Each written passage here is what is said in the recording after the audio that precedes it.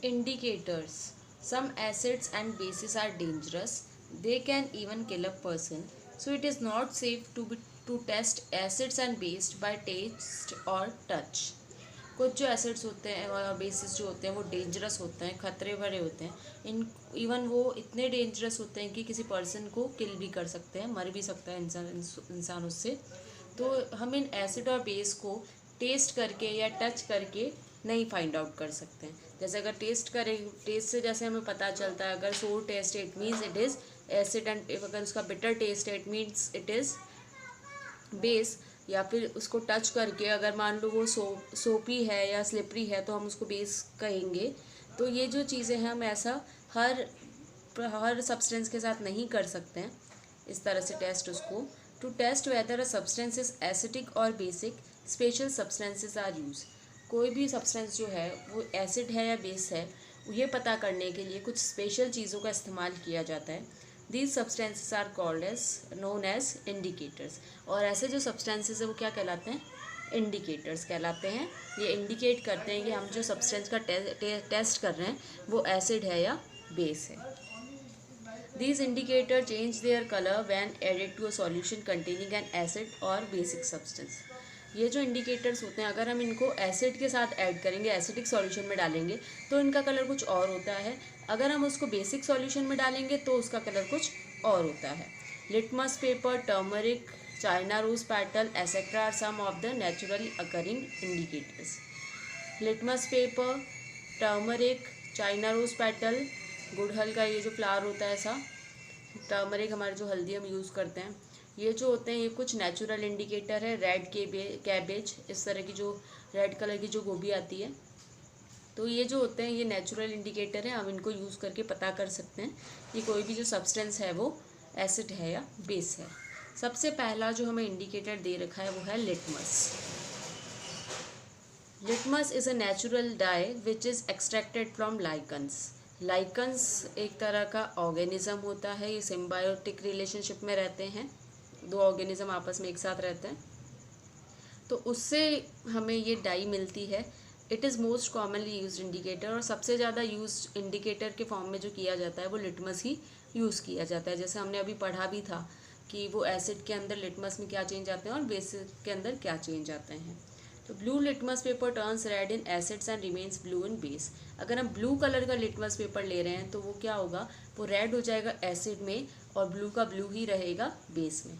लेकिन अगर हमने ब्लू की जगह रेड लिटमस पेपर लिया है तो वो बेस के अंदर ब्लू हो जाएगा और एसिड के अंदर रेड ही रहेगा। इट मीन्स हम ये कह सकते हैं कि जो लिटमस टेस्ट जब किया जाता है तो एसिड्स जो होते हैं उनका कलर होता है रेड और बेसिस जो होते हैं उनका कलर होता है ब्लू।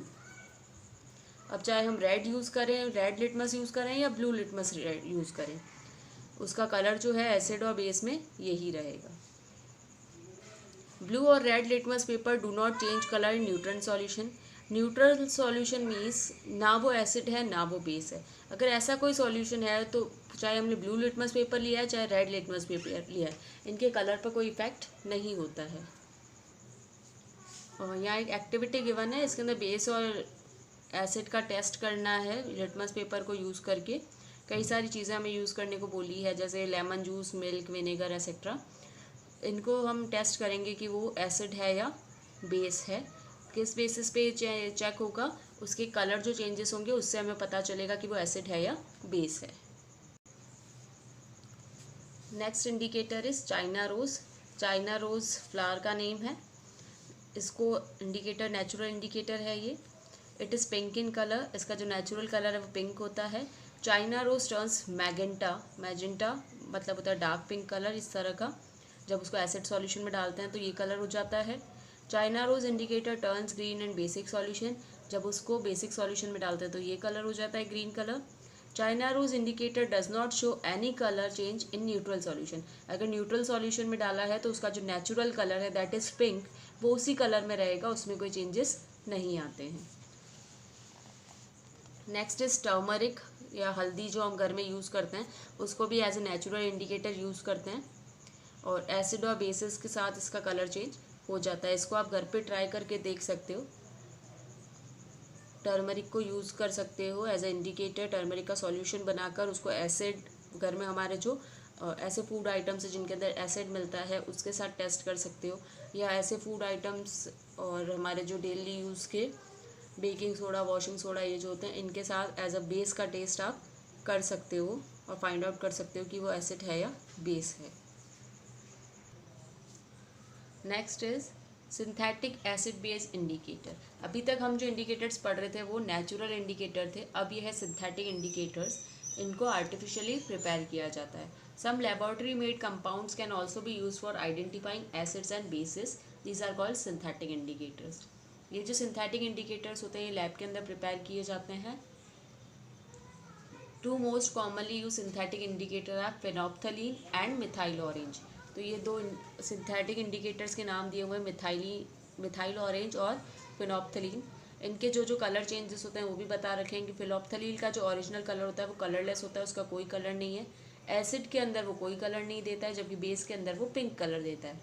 मिथाइल ऑरेंज जो होता है उसका नेचुरल कलर जो है वो ऑरेंज है, जैसे कि नाम में लिखा हुआ है मिथाइल ऑरेंज। ये एसिड के अंदर रेड कलर का हो जाता है और बेसिस के अंदर येलो कलर का हो जाता है।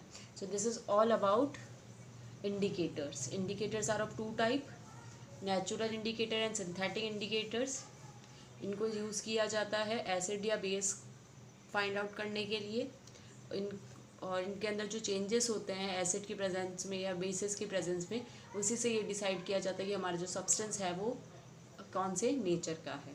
तो नेक्स्ट टॉपिक इज न्यूट्रलाइजेशन।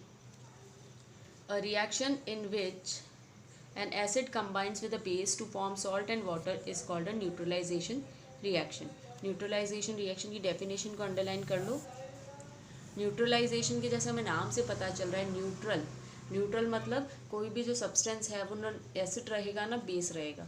तो इसके अंदर क्या करते हैं, एसिड और बेस दोनों को मिक्स करते हैं और दोनों मिलकर क्या बनाते हैं, सॉल्ट बनाते हैं और वाटर बनाते हैं। और ये जो रिएक्शन है वो कहलाता है neutralization reaction. Acids and bases when mixed in right amounts neutralize each other. अगर एसिड और बेस को राइट अमाउंट में मिक्स करा जाए तो वो एक दूसरे का जो इफेक्ट है उनके बेसिक नेचर का उसको न्यूट्रलाइज कर देंगे। फिर एक्टिविटी गिवन है, इसके अंदर प्रोसेस बताया हुआ है कि कैसे न्यूट्रलाइजेशन रिएक्शन करी जाती है। Take a test tube and add 10 ml dilute hydrochloric acid to it. एक टेस्ट ट्यूब लेनी है और उसके अंदर हाइड्रोक्लोरिक एसिड डालना है 10 ml। Now add a drop of sodium hydroxide solution with the help of a dropper. एक ऐसे इस ड्रॉपर की हेल्प से हमें सोडियम हाइड्रोक्साइड का जो सॉल्यूशन है वो उस टेस्ट ट्यूब के अंदर डालना है। शेक जेंटली, इसको धीरे से हिलाना है। Do you see appearance of any colour in the solution. फिर हमें देखना है कि इसके अंदर कोई कलर चेंज होता है या नहीं। Keep adding sodium hydroxide solution. हमें फिर बाद में ड्रॉप वाइज और सोडियम हाइड्रोक्साइड सॉल्यूशन ऐड करते रहना है। तब तक ऐड करते रहना है जब तक कि सॉल्यूशन का कलर जो है वो पिंक नहीं हो जाता है।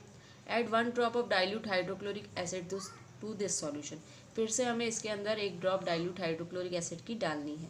What do you observe, is there any change in colour, you will find that what the solution becomes colourless. हम क्या देखेंगे कि जो सॉल्यूशन है वो कैसा हो गया, कलरलेस हो गया, तो उसका कोई कलर नहीं है।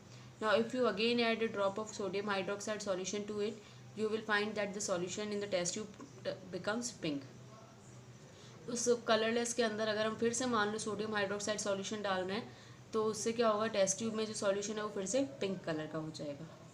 तो ये जो एक्टिविटी है, इस एक्टिविटी से हमें क्या पता चला है कि हाइड्रोक्लोरिक एसिड जो हमने डाला है वो रिएक्ट कर रहा है सोडियम हाइड्रोक्साइड के साथ और क्या बना रहा है, एक सॉल्ट बना रहा है NaCl और वाटर बना रहा है। इसको हम इक्वेशन के फॉर्म में इस तरह से लिखेंगे, हाइड्रोक्लोरिक एसिड जिसका शॉर्ट फॉर्म होता है HCl, सोडियम हाइड्रोक्साइड जिसको लिखते हैं NaOH, कॉमन सॉल्ट जो यहाँ बन रही है वो है NaCl सोडियम क्लोराइड और वाटर H2O। ये जो सॉल्ट प्रोड्यूस हो रही है इस न्यूट्रलाइजेशन रिएक्शन में, ये एसिडिक भी हो सकती है, बेसिक भी हो सकती है और न्यूट्रल भी हो सकती है। ये डिपेंड करेगा कि हमने जो एसिड रिएक्शन के टाइम पर कितना एसिड या बेस यूज़ किया है। Now the next topic is salt. जैसा यहाँ पे इसमें हम देख रहे हैं ना कि क्या जब एसिड और बेस रिएक्ट कर रहे हैं तो क्या बन रहा है, सॉल्ट और वाटर बन रहा है। तो अब हम उसी सॉल्ट के बारे में पढ़ेंगे कि सॉल्ट क्या होता है। सॉल्ट ऐसे सब्सटेंसेस होते हैं जो न्यूट्रलाइजेशन के प्रोसेस में न्यूट्रलाइजेशन रिएक्शन जब हम करते हैं तो उस टाइम पर बनते हैं। Water is also produced in this reaction. Neutralisation reaction के दो ही प्रोडक्ट होते हैं, एक तो सॉल्ट और दूसरा है water. For example sodium chloride NaCl known as table salt और common salt known to us. यहाँ जो हम NaCl की बात कर रहे थे वो NaCl क्या है, हम डेली खाने में जो नमक यूज़ करते हैं वो है NaCl। तो हम जो नमक खा रहे हैं उसका केमिकल फॉर्मूला जो है वो ये होता है, और उसका साइंटिफिक नेम देखो अगर केमिकल नेम तो वो होगा sodium chloride. It can be prepared in laboratory by the reaction between sodium hydroxide and hydrochloric acid. This reaction is represented by the following equation.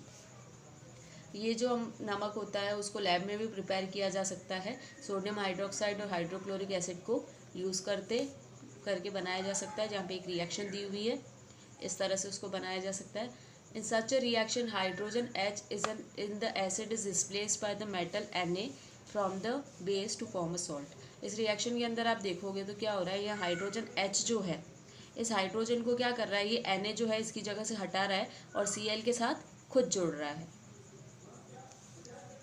Salts can also be prepared by reaction between N acid and metal. हम यहाँ पे जैसे यहाँ पर तो acid और base का reaction था, अगर हम एसिड के साथ मेटल का रिएक्शन करवाएं तो भी सॉल्ट बनता है। In such a reaction hydrogen gas is produced along with the salt. और ऐसे रिएक्शन जब होता है एसिड और मेटल का तो उसके साथ में हाइड्रोजन गैस भी प्रोड्यूस होती है सॉल्ट बनने के साथ साथ। नेक्स्ट हमें एक एक्टिविटी गिवन है। इस एक्टिविटी के अंदर हम इनसॉल्यूबल सॉल्ट बनाएंगे एसिड और मेटल को रिएक्ट करके।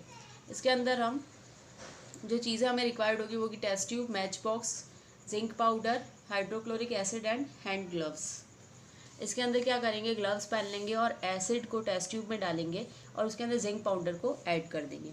तो जो एसिड और मेटल है वो रिएक्ट करेंगे और एक सॉल्ट बनाएंगे जो है जिंक क्लोराइड। फिर हम एक मैच स्टिक माचिस जलाएंगे और उसको टेस्ट ट्यूब के माउथ के पास ले जाएंगे। तो हमें क्या होगा, एक पॉप साउंड सुनाई देगा और हमारे जो माचिस का फ्लेम था तिल्ली का वो बुझ जाएगा।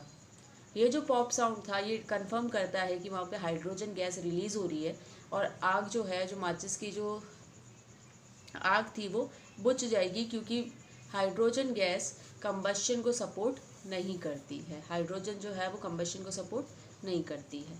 Properties of salts. Salts are coloured और कलरलेस सॉलिड्स। सॉल्ट्स जो है वो कलर्ड भी हो सकती है और कलरलेस भी हो सकती है।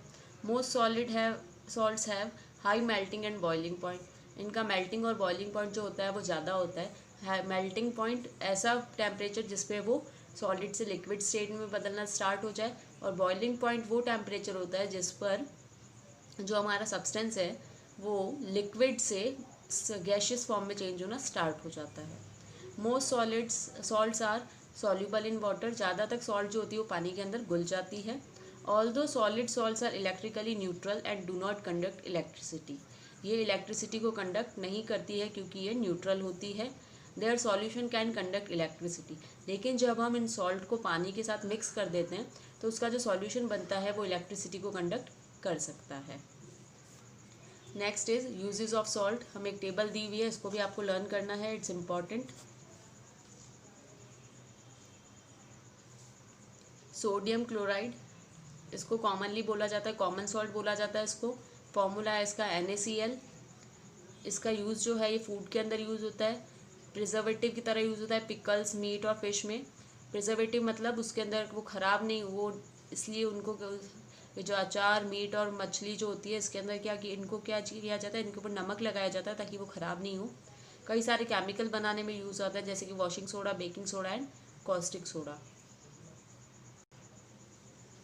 नेक्स्ट सॉल्ट है सोडियम बाइकार्बोनेट। इसको बेकिंग सोडा बोला जाता है। इसका फॉर्मूला है NaHCO3। ये ब्रेड्स या केक बनाने के लिए यूज़ आता है, दवाइयाँ बनाने के लिए यूज़ आता है, और इवन जो फायर एक्सटिंग्विशर होते हैं, फायर एक्सटिंग्विशर जो आग बुझाने के लिए जो लाल कलर के एक छोटे से सिलेंडर जैसे होते हैं उनके अंदर भी उस काम आता है ये। Next is potassium nitrate. इसको कॉमनली बोला जाता है नाइट। इसका फॉर्मूला है KNO3। ये गन पाउडर बनाने के लिए काम में आता है। फायरवर्क्स जो हमारे पटाखे होते हैं उनको बनाने के लिए काम में आता है, ग्लास इंडस्ट्री में काम में आता है, और फर्टिलाइज़र जो आर्टिफिशियल जो सिंथेटिक खाद बनाई जाती है केमिकल बेस्ड प्लांट की अच्छी ग्रोथ के लिए, उसमें भी ये काम आता है। नेक्स्ट इज पोटेश एलम, जिसको हम कॉमनली बोलते हैं फिटकरी। इसका फॉर्मूला होता है K2SO4 Al2SO4 whole thrice 24H2O। ये पानी को प्यूरीफाई करने में काम में आता है। इसको घरों में भी इस्तेमाल किया जाता है। जब पानी के अंदर बहुत ज़्यादा मिट्टी और ऐसी चीज़ें आती है तो इसके पानी के अंदर फिटकरी डाल दी जाती है, जिससे पानी प्योर हो जाता है, उसमें जो इम्प्योरिटीज़ है वो हट जाती है। नेक्स्ट इज़ कॉपर सल्फेट, इसको ब्लू विट्रियोल बोलते हैं। फार्मूला है इसका CuSO4 5H2O। ये फंगीसाइड की तरह यूज़ करता है। फंगीसाइड मतलब जो फफूंद होती है, फंगस, वो जब लग जाती है तो उसको हटाने के लिए यूज़ किया जाता है। इलेक्ट्रोप्लेटिंग जो करी जाती है उसमें काम में आता है। क्लीनिंग करने के लिए, सैनिटेशन, लॉन्ड्री और टेक्सटाइल इंडस्ट्री, इन सब में ये यूज़ आता है। टेक्सटाइल इंडस्ट्री जो कपड़े बनाने की जो फैक्ट्रियाँ होती है उनमें काम में लिया जाता है ये। सिल्वर नाइट्रेट का कोई कॉमन नेम नहीं है। इसका जो फॉर्मूला है वो है AgNO3, या Ag जो है उसका मतलब क्या होता है, सिल्वर। ये फोटोग्राफी के लिए जो फिल्म होती है उसको बनाने के लिए काम में आता है।